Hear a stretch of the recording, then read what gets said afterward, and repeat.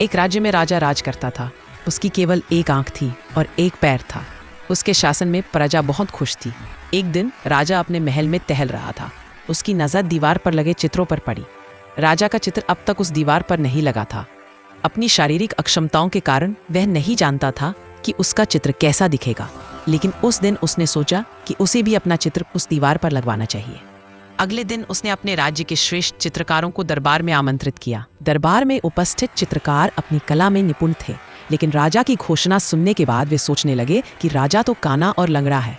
ऐसे में उसका सुंदर चित्र कैसे बन पाएगा? चित्र सुंदर नहीं दिखा तो हो सकता है राजा सजा भी दे। ये विचार किसी को आगे आने का साहस न दे सका। सब कोई ना कोई बहाना बनाकर वहां से चले गए। वहां मात्र एक युवा चित्रकार खड़ा रहा। राजा ने उससे पूछा, क्या तुम मेरा चित्र बनाने को तैयार हो? युवा चित्रकार ने हामी भर दी।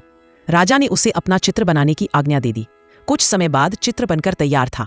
जब चित्र को दिखाने का समय आया तो दरबार में दरबारी सहित वे सभी चित्रकार भी उपस्थित हुए, जिन्होंने राजा का चित्र बनाने से इनकार कर दिया था। जब चित्र को दिखाया गया तो राजा सहित सबके मुंह खुले के खुले रह गए।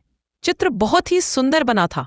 उस चित्र में राजा दोनों तरफ पैर कर घोड़े पर बैठा हुआ था, जिसे एक ओर से चित्रित किया था, और उसमें राजा का एक ही पैर नजर आ रहा था। साथ ही राजा धनुष चढ़ाकर एक आंख बंद कर निशाना साध रहा था, जिससे उसके काने होने की कमजोरी छुप गई थी।